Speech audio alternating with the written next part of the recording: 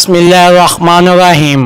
وہ آدمی اس شخص کے ساتھ ہے جس سے وہ محبت کرتا ہے، اور شاد آدمی کا ہاتھ حکمران ہوگا اور سست آدمی کا خراج گزارا۔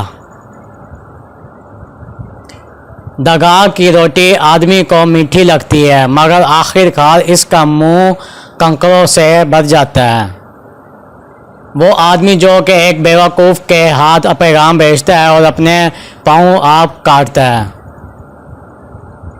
جس آدمی نے قناعت کو چھوڑا وہ کبھی غنی نہ ہوا۔ جو آدمی تم سے قرض چاہے اس سے منہ نہ موڑو۔ جس آدمی نے بڑی خواہش عورت پر نگاہ ڈالی اور وہ اپنے دل میں اس کے ساتھ زنا کر چکا ہے، یہ ایمان کا کم ترین حصہ ہے۔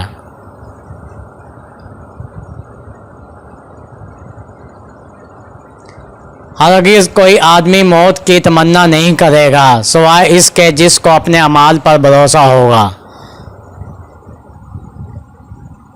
جو آدمی خود کو عالم ظاہر کرے وہ جاہل ہے، اور جو خود کو جنتی بتائے وہ جہنمی ہے۔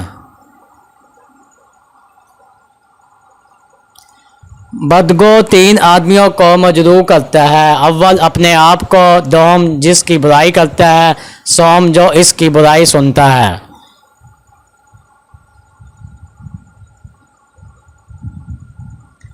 جلد باز آدمی اکثر اپنے کیے پر ندامت ہوتا ہے، جب وہ کام کر لیتا ہے تو بعد میں بتا رہا رہتا ہے۔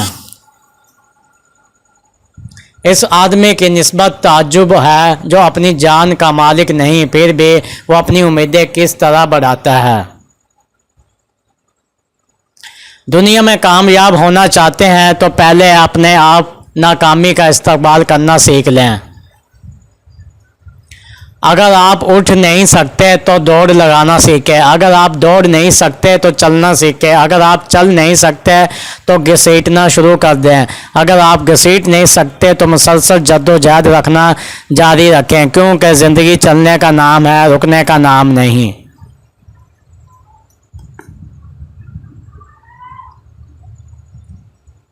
قابلیت اتنی بناؤ کہ تمہیں ہرانے کے لیے کوشش نئی سازشیں کرنی پڑیں۔ ہم زندگی میں ضرور کامیاب ہوں گے اگر ہم ان نیت پر عمل کریں جو ہم لوگوں کو دیتے ہیں۔ اپنے والدین کا کبھی شکوہ نہ کریں کہ انہوں نے ہمیں کیا دیا ہے، شاید ان کے پاس زندگی بھر کے لیے یہی تھا۔ بے شک وہ لوگ جن کی زبان نہیں ہمیشہ اللہ تعالیٰ کے ذکر سے تر و تازہ رہتی ہے، وہ ہنستے ہوئے جنت میں جائیں گے۔ ایک شخص نے نبی کریم اکرم صلی اللہ علیہ وسلم سے عرض کیا: مجھے سیر و سیاحت کی اجازت دیجیے۔ رسول اکرم صلی اللہ علیہ وسلم نے فرمایا: میری امت کی صحت اللہ تعالیٰ کی راہ میں لڑنا ہے۔ جب کسی کو بیٹیوں کی کوئی مصیبت پیش آئے اور وہ ان کے ساتھ نیکی کرے تو وہ دوزخ کی آگ سے اس کے لیے آڑ بن جائے گی۔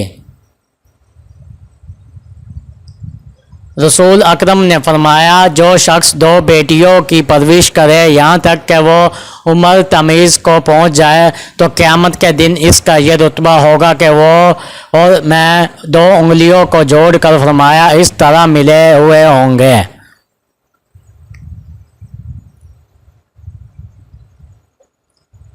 لوگوں میں سے اللہ تعالیٰ کو ناپسند آدمی وہ ہے جو سب سے بڑا جھگڑا لو ہے۔ جھگڑے کو بیشتر اس کے علاوہ وہ تیز ہو جائے چھوڑ دو۔ جھگڑے میں کودنا انتہائی آسان ہے، مگر اس سے نکلنا انتہائی مشکل ہے۔ جھگڑا بڑھنے سے قبل تم اس سے الگ ہو جاؤ۔ بغیر مطلب کہ جو آپ کے ساتھ ہوتا ہے وہ آپ کا باہی ہوتا ہے۔ جب اللہ راضی ہونے لگتا ہے تو بندے کو خود اپنے عیبوں کا پتہ لگنا شروع ہو جاتا ہے، یہی اللہ تعالیٰ کے راضی ہونے کی نشانی ہے۔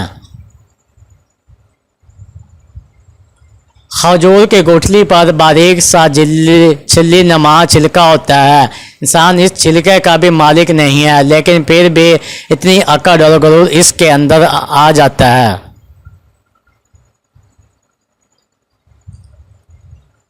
کبھی کسی چیز کو نگاہ بھر کر نہ دیکھیں، یہ بات نگاہ کو کمزور کرتی ہے۔ ہر شے کو آہستہ آہستہ آنکھ چپک کر دیکھیں، نہیں بلکہ اس کو ایک سرے سے دوسرے سرے تک بتدریج دیکھیے۔ اس طرح آپ کی آنکھوں کے پردے کی مرکزیت متاثر نہ ہوگی۔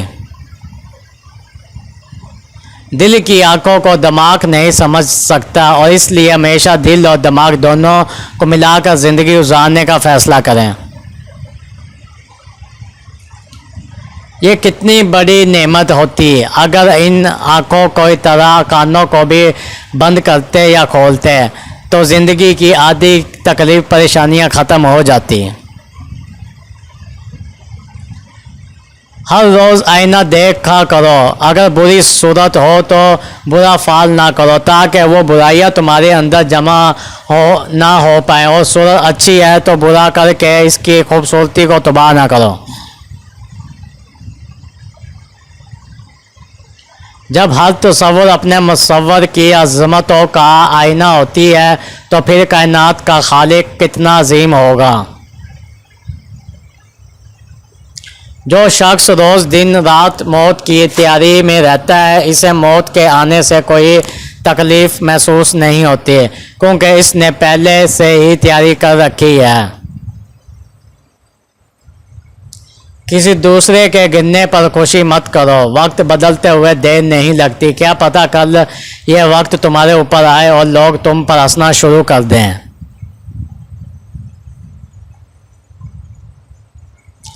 اگر فیشن کی سرپرستی عورت نہ کرتی تو ہزاروں درزی بھوکے مر جاتے ہیں۔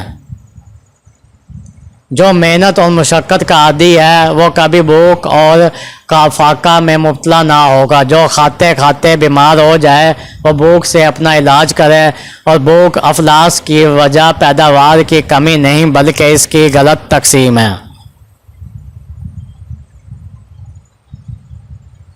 بھوکا مزدور جبرا اور ظالم کے خلاف جب اکھڑ کھڑا ہوتا ہے تو بڑے بڑے تاج اس کی ٹھوکروں پر نکل جاتے ہیں۔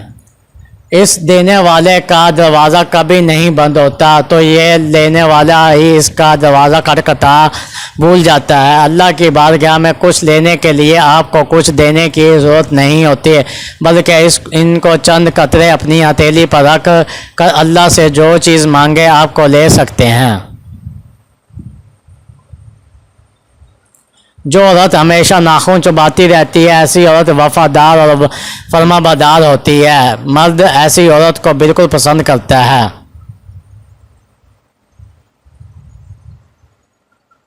تو اللہ جب کوئی کام تمہاری مرضی سے ہو جائے تو اللہ کا شکر ادا کرنا چاہیے کیونکہ اللہ نے تمہاری مرضی کو اہمیت دی ہے، اور اگر تمہاری مرضی کے مطابق نہیں ہوگا تو یہ اللہ کی مرضی کے مطابق ہوگا، اس لیے بہت ہی بہتر اور افضل ہے۔